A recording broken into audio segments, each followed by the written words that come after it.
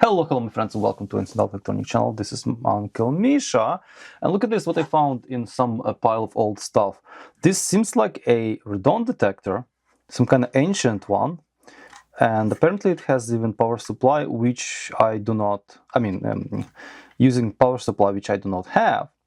So what we have to do, we have to figure out if this thing works and how this thing works. I always want to disassemble one to see what is actually using for detection mechanism, like some kind of counter and things like that. I'm just curious how it works.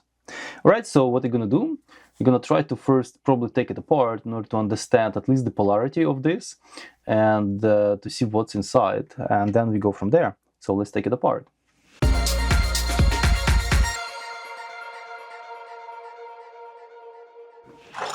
Some in my other videos already shown the radon detector that I have. It's modern stuff with Bluetooth connectivity. I assume there is a screw holes here. What's going on? Let's take a bigger one. Okay, this is too big. Unless that's not a screw holes, but something else.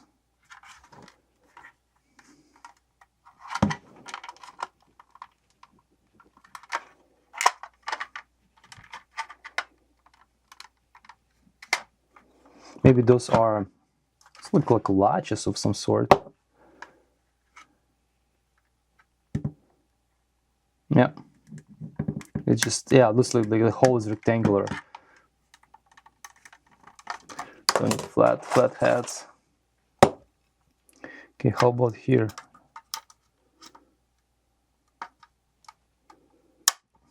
What we have here?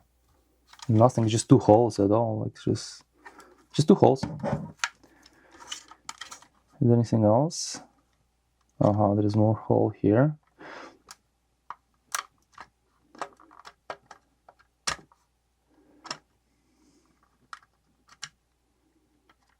Oh, this is more like a screw hole, all right.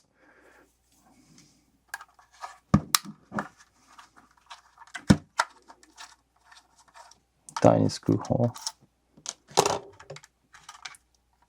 And there is another here. Anything else?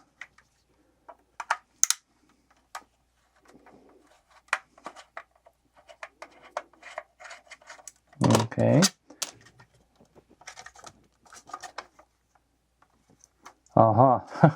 I think we have two more. Okay, looks like nothing here.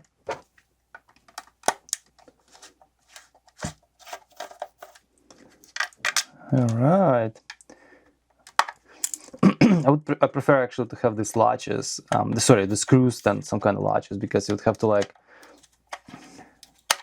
use your strength in order to, oh wow, this stuff, huh? To kind of, to figure out how to unlock it without breaking it. So it's, yes. Oh, here we are. Okay. It's interesting. There's a button here. Okay. So, looks like we have some obscure detector thingy, which I did not expect to see, but we'll take a look. What is this? It looks like it's not even, it's openable, so theoretically I can open this guy. I'm trying to unlock it, probably like this.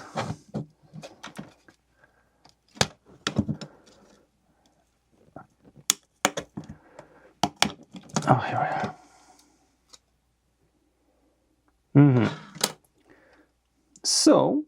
So I assume this is where air under test comes in. Okay. So we have a microcontroller. Looks like MC microchip. PIC. That's PIC microcontroller. It's cool. We have the sensor, I assume. This is the sensor. What are those two guys? It's hard to tell. Okay, so I'm gonna take a look on all this electronics closer. Interesting standoffs for the L7 segment display. We have 4 7-segment displays. A lot of, 10 here and 12 here, 12 and 12 conductors for that display board. Interesting.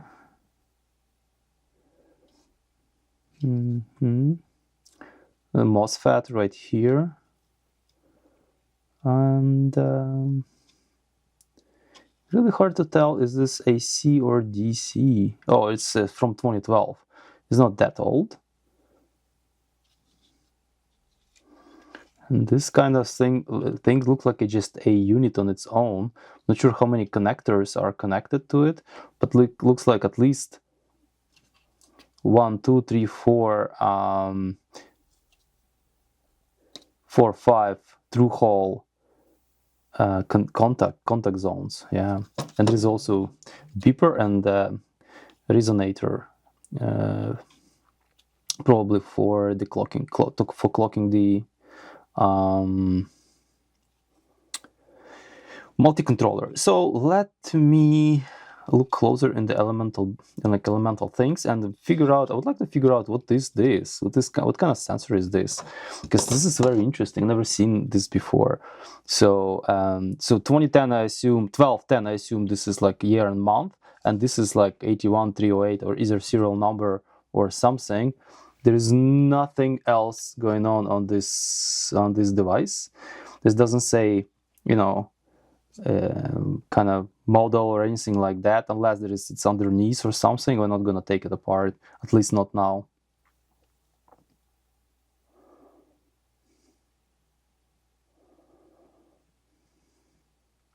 Yeah, so input from the power has a diode in it and a capacitor. So diode is in very proximity. So potentially it takes AC because there is a diode, or depending how it connected, it's like a reverse polarity protection diode. So yeah, I need to kind of learn more about it. And it's kind of, this board sort of interfere with me doing reverse engineering. It's literally hard to see what's going on underneath. Because it's surface mount stuff, so yeah. Okay, here we are. So I have done some major upgrade here, and you see what I've done. So now you can just pull this thing out. I'm not gonna pull it out, but you got the idea. So I had this header, double row, and I chop it to 6 or 12 contacts, and solder it. Now I inserted this thing in, and now I can just remove it. Actually, I have to remove it anyways. Ooh. But I kind of reluctant, because it's very hard to kind of fit it in properly, because it's all wibbly wobbly. But here we are. So this is the board. Now I would be able to actually see all these chips and see where it goes. Also, I would be able to take photos back and forth. But front and back, and as well there's nothing here on the back, but front as well. So but now it's so much clearer what kind of microcontroller we have, and especially what is that. Potentially that is the sound amplifier, but we don't know. Yeah, so we go from here. So I will do some investigation of this, what is what. Obviously, unfortunately, I couldn't really find anything about this particular sensor. And what I found that this board is this sensor. This device uses 18-volt DC. So yeah, like 18 volts, something like 250 milliamps. So it doesn't use too much of energy. But I have to now find a 18-volt power supply. So yeah, here we are. Obviously, on the bench here, would be able to just test it like this. I will not use this one. I need to, find the better, more thicker, I guess. need to find a thicker center pin of this, the receptacle, I mean, which can take a thicker pin, or just altogether resolder this guy into something else. I do have few, I think, hanging around, which are compatible with the ones I have. All right, so let's go from here. I'll do some analysis. All right, my friends, there is some time has gone by since I was playing with this thing, and there are few different changes. As you see, I did some modernization. So I desoldered this guy. I cut this dual row DuPont header, and I made 6x2 and soldered them here. Then now I can easily insert this back in right here with no problem. This gives me a chance to actually open up all this stuff and actually read what's going on here. And that's what we have.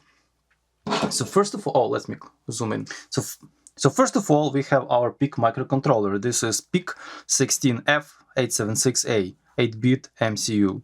Pretty cool. Over here we have our power supply module over here. So this is like where there is a barrel connected input. It's actually, I've read it need to be 18 VDC.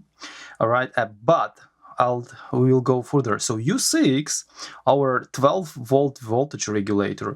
U5, our 5-volt voltage regulator. And I think I have 15-volt power supply. All right, so I don't have 18. Like, I mean, I can use the bench power supply, it's no problem. But already power supply is 15 volt. I'm gonna be using that, and it's center positive. So I think we'll be good. All right, then let's go next. This is 4 megahertz quartz crystal. Okay, looks like all this side is actually power. We have buzzer, and there is a little guy over here. It's microchip.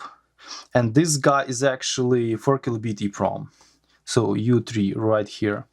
Okay, then we have this sensor, which I have no bloody idea what it is, no information whatsoever. If you're gonna know anything about, please let me know, because I have no idea. So then we have this chip, which is U8.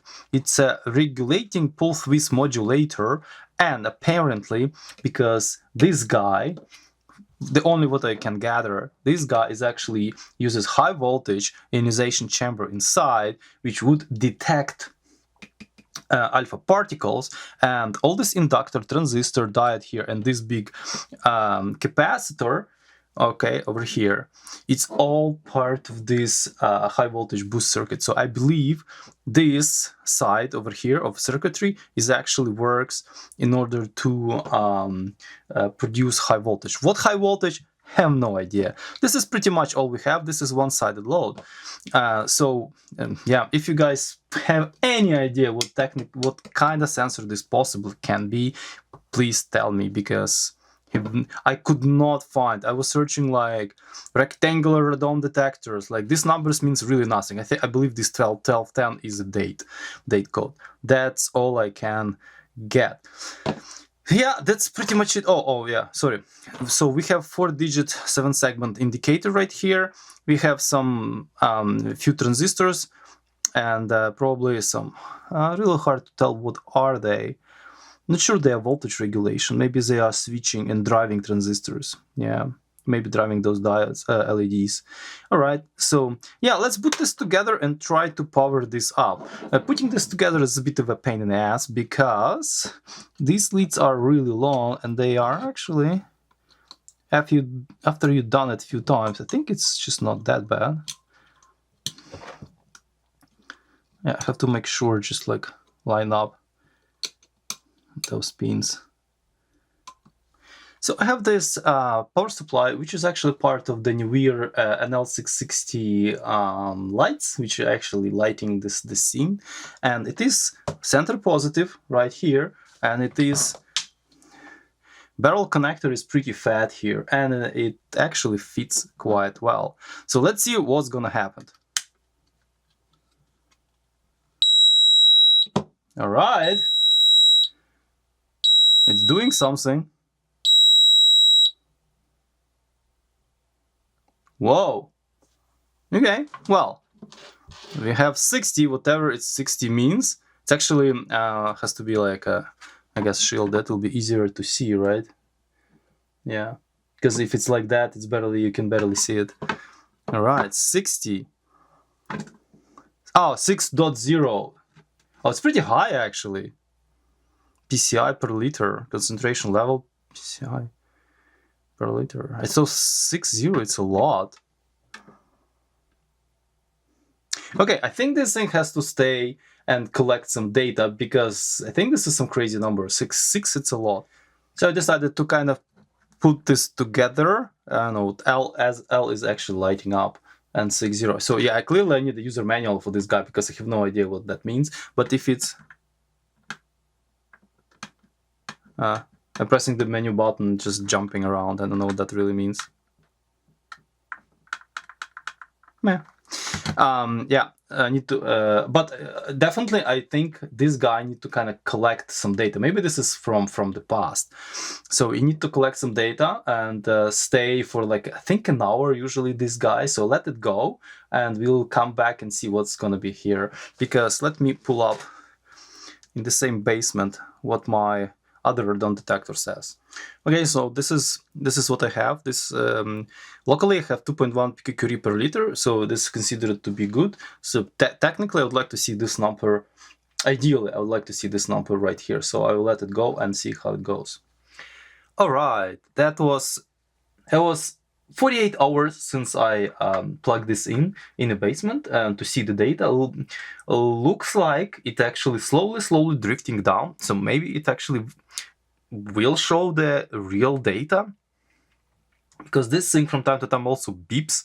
As I understand, it just try to warn that there is a high level, because anything that higher than 4 is considered to be not good and require ventilation. But in the basement I have 1.9, 2.1 in this range, so it's like it's decent level on average. And yeah, this one, it looks like it's going down. So I don't know how many days it's gonna take to actually level up. But yeah, looks like it's drifting down. So we'll see. So I'm gonna be monitoring this guy. We're gonna be beeping annoyingly from time to time. It's not too loud, but yeah, on the back of your mind, you feel something is beeping. It's kind of weird. All right, so I think that's gonna be it. We actually took a peek inside, understood how it works. Everything is cool, except I have no bloody idea what kind of sensor is that. But maybe someone of you would know, and please comment if you know what kind of sensor that possibly can be. All right, guys, please subscribe, like the video, comment. Stay tuned for more videos, stay safe, and ciao!